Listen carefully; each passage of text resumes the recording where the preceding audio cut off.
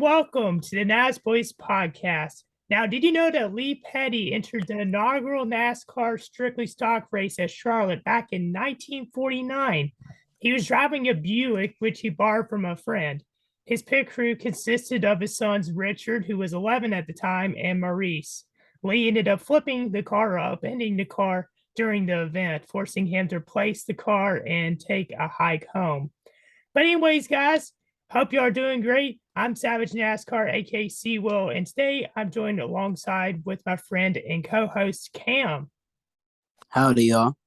My Instagram's also at notice_cam. Dang. Yep. And I'm sorry for forgetting to use that also. Now, okay, Michael edited that. Let's restart that part. No, you're good. I'd say leave it in. Screw it. It's funny. Leave it in. I just like how we're rolling. I like this. So, guys, if you didn't know, Mike's not here today. That's another fact for you guys. I think this is the first episode Mike's not been in. Correct. So, clap it up for Mike for having perfect attendance all this whole time. All right. Anyways, we got a lot to get into. We got this weekend at Richmond, and then we got upcoming weekend at Watkins Glen and a couple other things to talk about. So first off, I guess we could talk about the Truck Series race that occurred on Saturday night at Richmond. Now, this was one of the first races back for the Truck Series at Richmond. They raced here last year at night, and it turned out this one was pretty decent. But it was dominated by Chandler Smith driving the 18 car. He was so dominant throughout this race. I think he led the final 175 laps, pretty much smoked the field. And Carson Hocevar got into a little bit of an incident in this race. If you haven't seen that, here it is. Caution. Oh, right there's a caution right there. One. Around goes the 33 of Nick Lights and the 42 of Hocevar involved in that. But I thought the truck race was pretty decent. Did you get to see it at all, Cam? I got to watch a bit of it. I did get to see the Hocevar incident, which, this is becoming a reoccurring thing now, as this is his second incident in 2 weeks in a row, or maybe it wasn't the last truck race. I believe there was a incident with him, if I am correct. It was either the race before that or that race. And I watched a little bit of the race, but really it wasn't much going on because, it was just a dominant performance. So, yeah. Now for what y'all had to say, basically 60% of y'all said the race was good, and only 40% of y'all said it was mad/okay. There was no one saying it was great or bad. Now, for y'all's thoughts on the race, here's what Dalton Malak had to say. He said, long green flag runs in all three stages, which was correct. There was a lot of long green flag runs. There was passing, but basically it was sort of like the cup race where there's the long green flag runs and it was coming down the pit strategy, but the top leaders just pulled away from everyone else. And he also says, in my opinion, it wasn't a good race, but it was not a bad race. And that's the only response we have for that. Now, the driver today was pretty much all unanimous here. Chandler Smith. Dalton said Chandler Smith because he pretty much dominated the entire way. So I guess the driver today, it'd be unanimous for us too, Chandler Smith.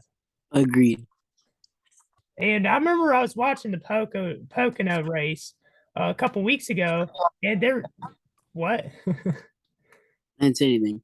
It's probably the echo. Here we go with Zoom again. But anyways, I think that when I was listening to the Pocono race for the Truck Series, they're talking about Chandler Smith being a championship contender, and I didn't really think that going into the playoffs. I was looking at guys like Ben Rhodes and John Hunter Nemechek, Zane Smith, but Chandler Smith, I feel like definitely has a chance right now, and he's proven to be a very strong car or truck. Yeah, Chandler Smith has improved, and I think he showed that he is worthiness of being a good driver in the Truck Series. As this year he's done really good for himself, and I feel like a lot of people aren't giving him enough credit. And this year he's just proving to them more that, hey, look, I'm doing this now. What's next? Yeah. Now going on to the Cup race, I had Ross Chastain, Mike picked Ryan Blaney, and you picked Chase Elliott to win this race. And to be honest with you, it looked like my guy Ross Chastain was going to win this one. He led and dominated stage one. He was out front most of the way. And then he sort of fell back and he ended up getting into an incident with Kyle Busch. If you haven't seen that, here it is. Three, trying to, but Larson's got too much speed. Oh, they're wrecking behind. 18 goes around. The Ross Chastain spins as well with contact from Jones in the 43. And you see the 20 sitting right behind the 1. He's thinking, jackpot, back on the lap. Yep. Just like perfect. we planned it. Yeah. In my opinion, it looked like Kyle Busch came a little bit down the track, but at the same time, it was about 4 wide going into that corner, and there's also Ty Dillon there. So I don't fault Ross Chastain. I'm not trying to be biased here. Yes, he did hit him, but at the same time, there was a squeeze. There just wasn't enough room. And with the new package and with the next gen car, they're going 3 or 4 wide at Richmond. Even the outside lane's being used. So I thought that incident was a total accident. What about you? I think it was kind of just they both got up together and it was a little bit of a racing incident. But, I'd say in Ross's situation, I do agree that it's like how many more chances is this guy gonna get before somebody else dumps him and he gets in some real drama. And I'm not hating on Ross, you know what I mean? I think he's a good driver, he's talented, he's aggressive. But he's gotten himself in a lot of trouble this year with other drivers and, he keeps making mistakes and, he's slowly upgrading to bigger drivers every time, So now he's messed with Kyle Busch. So it's like, who's next? And, I think everybody in the league's thinking the same thing. And, on that incident, it was on a corner. It looked like he just kind of bumped and runned them. And I do not think it was on purpose because why would he do that? They were just getting back up into it. So I just think it was not really just more of a racing incident.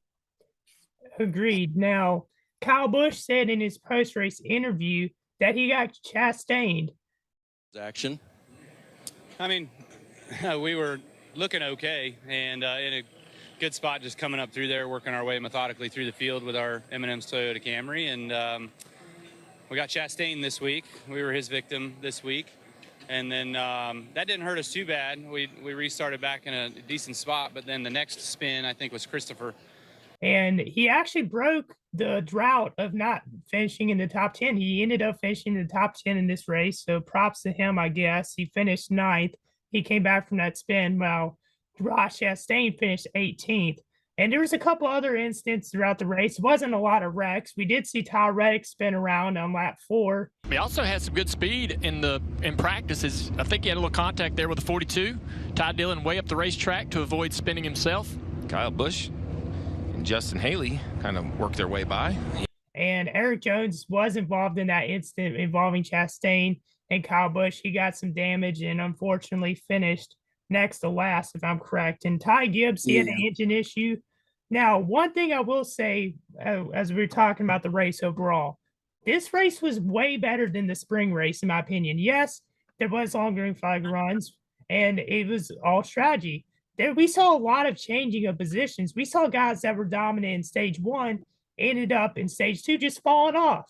They just fell to the back, and some guys just had a hard time getting back up to the front. But we did see a lot of passing. Joey Logano, your boy Joey, he did lead 222 of those laps today, but he did not win, unfortunately for you and Mike, but he did get a top 10. He finished 6th. So what was your thoughts on the racing overall and on Joey Logano's run?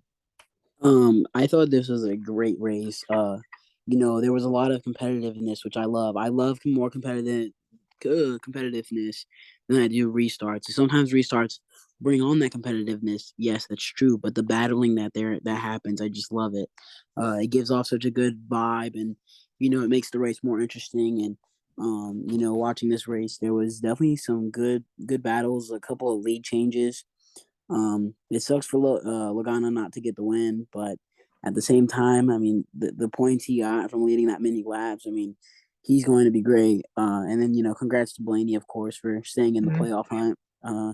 I don't know if he was on the edge or not, but I remember him being like, little like skittish, but congrats to him for making it. I always love when I see Blaney get a win. Because who hates Blaney? You know what I mean?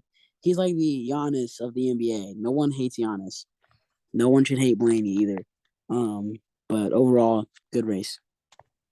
Yeah, great points there, Cam. Now, one thing I was going to say, this race does remind me a lot of the race that happened at Richmond 30 years ago, which me and Mike actually reacted to on this channel before, was the 1992 Pontiac Excitement 400. This race was very similar to that. There was a driver that dominated throughout the race. There was long green flag runs. We saw a lot of cars get lapped down, and there was only 2 wrecks. So from what I've been hearing and from what I've seen, even though I didn't watch the whole race because thank you Wi-Fi, but I did see most of it, and I was honestly quite pleased with the track. I do think that the fall race they should do for Richmond should be at night compared to day, but nevertheless, I'm sure the TV ratings were good. And from what I got and from what responses we've seen, people enjoyed it. So, what the fans had to say, looking at the polls, 43% said it was a great race. 43%. Next up, good, 29%. Mad/okay, 14%, and bad, 14%. I wonder, okay, I need to see who said it was bad. Levi. Levi, why? Why do you think it's bad? I need to know. But looking at what y'all had to say about the race, Dalton said pretty good, lots of strategy at the end of the race, in my opinion. Henry24257 says, great race with lots of strategy, 8 out of 10. Great point there. I will say it wasn't a great race. I would say it's a pretty good one, but around a 7 or 6 out of 10. Now, one more from Diego Sousa. He says, multi-groove playoff situation. Yep, and I was going to get into the playoff situation. You mentioned Ryan Blaney. He's above the cut line. Now by 19 points, if I'm correct, over Martin Truex Jr. Truex Jr. had a pit road incident at one point in this race, getting into it with Stenhouse Jr. Here's the clip of that. You just don't have the time to make the changes, and as expected, here comes the 40. Oh, my goodness! So he not only keep going. Oh boy, that He tagged the 19. He did. A major error by the 47 of Ricky Stenhouse. He drove over the box. Now he's going to try to come back onto pit road this next time. But to your point, Rick, I saw some pretty heavy contact with the 19. Lucky didn't spin the 19 out. Looks like He might have flattened got that a left flat rear left tire. rear. You're right, Rick. You're right. So he came out trying to come back out on the racetrack, caught the left rear of the 19, and now the left rear of the 19 going down for Martin Truex Jr. Trying to see if it's going down or if this is just how low they run. So it just looked like a pretty accidental situation. But Truex Jr., he did run well, and he's been really consistent. He just hasn't got that win. And as with the playoff system now, you have to win to get in. There's been so many different winners this year. Now, speaking of winners, my boy Kevin Harvick got his 2nd win in a row and his 60th career win. Isn't that impressive, Cam? Yes, it is impressive. Very much. Now, he actually tied Kyle, but sorry, was that a delay on the Zoom or? I don't know. The Zoom's being kind of wonky, guys. Forgive us. So Kyle Busch and Kevin Harvick, if I'm correct, are now tied for the most active wins, or for drivers that are most active right now in the series with most wins. So both of them have 60 wins. And of course, Kevin Harvick, he has been so impressive over the last couple weeks. And I know it's been mentioned over the last couple weeks on the channel, but they've turned things around. Haas Racing was really strong today. We saw Eric Almirola up in the top 10 at points. We saw Chase Briscoe up there. Cole Custer was doing good, but he just fell off completely. He had a power steering issue, which really cost me fantasy league points. But other than that, they were really good today. And so was Brad Keselowski at one point. He ended up falling back some. But is there any drivers that caught your eye in today's race? You know, I was kind of thinking, really, I'd say Logano did for sure. I also would say Blaney because he won and he came out. I mean, in my opinion, he kind of came out of nowhere, man. He just kind of shocked me a little bit. And I'd also have to give it to Harvick too. All righty. Now, I was incorrect on how many points difference there was between Blaney and Truex. There's actually 26 now. And Eric Almirola is in 18th. He's 214 back, which is pretty much out. He's out of it unless he wins. And then same thing with Eric Jones and Bubba Wallace. Bubba Wallace has entered the top 20. Kurt Busch, he's right now on. He could be out if he doesn't race soon because he's right now 15th in points, and of course he had the concussion. He's been out the last couple weeks. He hasn't returned yet, which then again we all understand why. He's taking his time, and health is more important. And right now it does look like there's a possibility of him missing the playoffs if the 45 does not run well the next 2 weeks. Ouch. Ouch, ouch, ouch. Now, let me see here on the rest of the polls, if they'll load.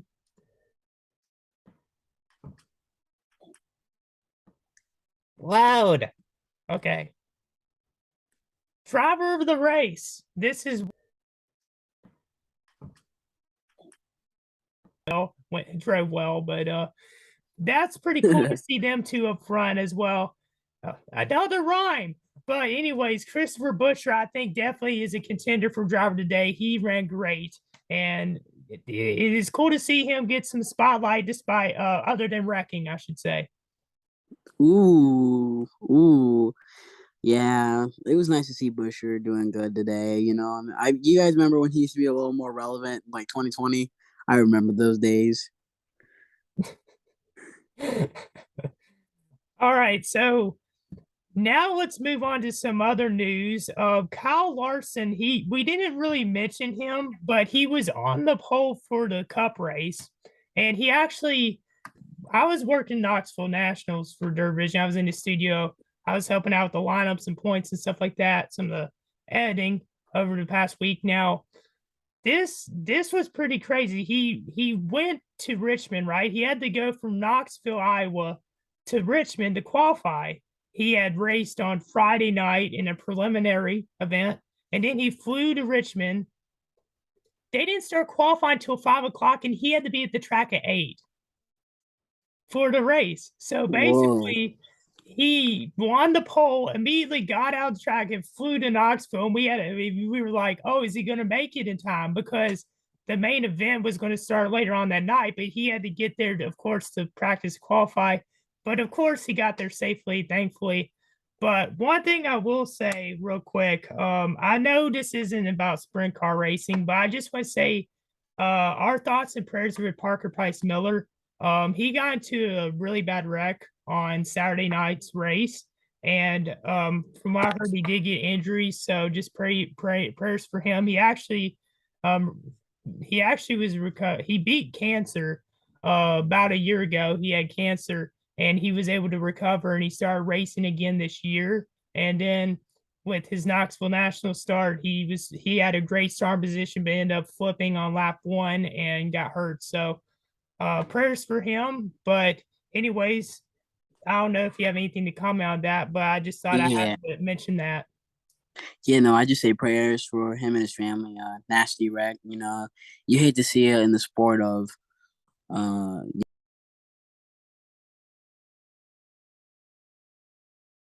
racing in general. It's just a sad thing that you see sometimes. And I think it's one of those things where we have to learn that these drivers put a lot on their line. If that's NASCAR, Indy, ARCA, it does not matter, whatever. These guys put, their life on the line for not only our entertainment, but for their families and for to feed their families. So, a lot of respect towards drivers. Yeah, for sure. And those are great words and a nice way to put it, Cam. Donnie Schatz ended up winning the race on Saturday night, and it was his 11th Knoxville Nationals win, which, his father actually passed away earlier this year. So it was a very emotional win. But moving on. Yeah. Sorry, go ahead. No, you're good. You're good. So now we need to talk about, I'm sure we talked about it a couple weeks ago, but there's been a lot of moves and confirmed situations going on with contracts, extensions, and drivers going to different teams. Of course, the big one is Kyle Busch. And I'm sure you and Mike, of course, talked about Gregson going to the 42 last week, which I was Yeah. surprised. I didn't get to share my opinion on it, but I want to real quick. That's an upgrade from from Ty Dillon to Noah Gregson, because yes, Ty Dillon has experience and all that, but Noah Gregson's been really good in the Xfinity series, and he's he's had some part-time races in Cup. I feel like definitely he has the experience and talent to be full-time in the Cup series. I think that is true. I don't think he's going to be a winning contender immediately. I do think he will do a much better job in the 42 next year. Yeah, I think that he will do. I think he will do a good job in the 42. But as I said with Mike and all this, and I'll just say this real quickly. We've seen Noah Gregson and his aggression. He's gonna have to learn. I kind of gave him and I didn't really mean this as like a Kevin Harvick reference, as he's gonna be like Kevin Harvick, because I don't think he is. But how Kevin Harvick was young and how he was kind of wild when back in his days, I kind of wonder if we're going to see that from Gregson, as he has anger. I mean, he legit wrecked the whole field not too long ago. So, I'd like to see how it goes, and I'd like to see how he gets treated up in the Cup Series. So it'll be interesting. I could see your comparison with him with from Gregson to Harvick, and I could definitely see that because Gregson is young, he's cocky, he acts like he owns the place most of the time, and he's pretty aggressive, and that's how Harvick was when he started in the Cup Series around. It wasn't like 2001, but around the 2002 season, that's when it started to really pick up. But now we need to talk about Watkins Glen this upcoming weekend. If I'm correct, this is the second to last road course on the schedule. Of course, there's the Roval later on in the year. But Watkins Glen last year was just Hendrick dominated, and it was also dominated a little bit by Joe Gibbs Racing. And Watkins Glen, I feel like, has not had a great race in a couple years. And what is your thoughts going into this upcoming weekend at Watkins Glen? There's the Xfinity Series and the Cup Series. Do you think that with this next gen car, we may see something different at Watkins Glen? I'm not gonna say Watkins Glen has poured out the best performances, but I don't say it's been the worst either. I hope NASCAR never takes Watkins Glen off the race, the schedule at all, please. I hope they never do. I just think a lot of history behind it, and I love it, and it'll always be a part of my heart. So for that, I will always say that I hope they keep Watkins Glen, and it hasn't been running the best, but I think last year's race wasn't too bad, but it was still a little meh. It was better than the year before, Mm-hmm. but coming into this race, I wonder if we've seen this new gen car do a lot of different things at tracks that we would have not expected. It's actually like maybe develop the track more too in certain areas. So I'd like to see how it runs on it, and see who goes. Definitely. And I think that the Xfinity race, we may see a crash fest. I feel like there will be a crash fest for the Xfinity series because we saw how wild they were driving at Portland. Then again, that was a new track for the Xfinity series. But I think with a lot of the young guns in the Xfinity series, a lot of drivers that haven't raced at the track before, I think there will be a lot of bumping and moving around. Now, the road course ringers, I think, will be pretty strong. And I don't know who to pick for this race. I might need a little bit of thought for this, but who do you have winning the Xfinity race? I'm going with past year's winner. I'm gonna go Ty Gibbs. Hmm. I think Ty Gibbs could pull it off again and go back to back. Well, Gibbs has been pretty strong on road courses this year. I could definitely see that happening. And I've been picking Mike Snyder to some of the last couple weeks because I feel like he's due a win, but it's not going to happen. It's just not going to happen. I feel like AJ is just going to win again. I have a feeling he's going to do it, and he's going to do it at Watkins Glen again. That's a good one. All right, I'm looking right now for Cup, and I'm trying to think. So give me a second, guys. I don't know if you have a pick already yet for Watkins Glen Cup, but if you do, say your opinion why I think. The Cup race. Oh man. I feel like we will see some craziness. I feel like there is going to be it's going to come down to like a final restart. I just feel like there's just going to be something odd that's going to happen. I could see with the tire failures and the brake issues recently, I could see there being a tire incident where someone just loses a tire or runs out of brakes and hits something, but hopefully no one does. But I could see that happening. And man, I don't know who to pick for this one, to be honest with you. I feel like there's guys like Chase Elliott, of course, pretty much dominant on road courses every single time. And I feel like he could win it again. But I'm not going to pick him to win this one. I'm going to pick Kyle Larson to win. And Kyle Larson has been really strong on road courses as well over the last 2 years. And I feel like the number 5, Hendrick Chevrolet, will be going back to victory lane. All right. So now I got a little bit of a wild one, just a little bit. Well, actually, it might be a lot of it, but sometimes you got to get a little funky around the Nasboys podcast. You know what I'm Yeah. saying? Create some laughs and excitement just to see if I could be right. So my pick is going to be Bubba Wallace. But he's kind of done good on road courses recently. I don't know if you guys have noticed or if anybody's noticed, but he's actually paid some decent attention. And I've actually paid some decent attention to Bubba, and he's been consistently in the top 10 in road courses, in a couple of them now, at least, I believe.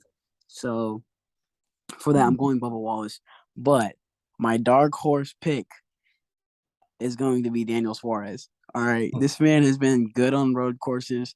He's been kind of getting up there recently, so I'd say expect Daniel Suarez to maybe get up in front. Well, those are definitely bold picks there with Bubba. Now, I could see where you're coming from with that. And of course, I love the bold predictions. I love that you're doing that, but I just don't see it happening. Bubba's not ran well at Watkins Glen in the past. And yes, he did get a top 10 at Indy, but it was a squeaky one. He basically got it because everyone else was wrecking. But that's just my opinion. Now, Well, here's the thing, though. I will say this, though. Mind you, he does have a whole new car and a whole new team since last year's Watkins Glen. So, it's a little different for him, for sure, I'm sure. So, I don't know, man. I'm just saying, I wouldn't be surprised if you at least saw him up in the front because he's just sneaky. Yeah. Now, one thing also, there's a couple things I want to talk about real quick before we end off the episode. Fox actually did a story on Bobby Labonte over the past week. He had some private health struggles, and he kind of talked about his road to recovery, and some things that I didn't even know he went through. He ended up having this huge mass on his kidney. He had a bunch of other health issues, but he's recovered, and he's actually running modifieds. I saw him at Wilkesboro a couple weeks ago, and he also was in the SRX series. If you haven't yet, go check that out. Also, Kyle Petty, he actually, his book was released this past week. And if you haven't yet, go read that because there's a lot of cool things in that book, a lot of interesting stories and things that people don't know about Kyle Petty. So that's definitely a much recommended read. I'm looking forward to this week. I know we've all been busy, and we want to say also, Mike, if you're watching this, we miss you, bud. We'll have you on an upcoming episode. But anyways, man, what an interesting episode. Definitely feels different. It definitely does feel a little different not having Mike here, but thank you for coming on the show, and thank y'all so much for watching. Is there anything else you want to say before we close off the episode? I just want to say, Mike, I love you. Love you, Mike. Hey, yo. But no, besides that, though, no, I don't really have much to say. I just want to say thank you guys for supporting the usual. And yeah, pretty much we can end it off with our signature. Yeah. Yo, haven't yet, like and subscribe. If you haven't subscribed yet, what on earth are you doing? Hit the sub button, turn on those notifications, or Ross Chastain will wreck you on the highway. Thank y'all so much for watching, and until next time, we're out. Peace. See y'all. Peace. All right.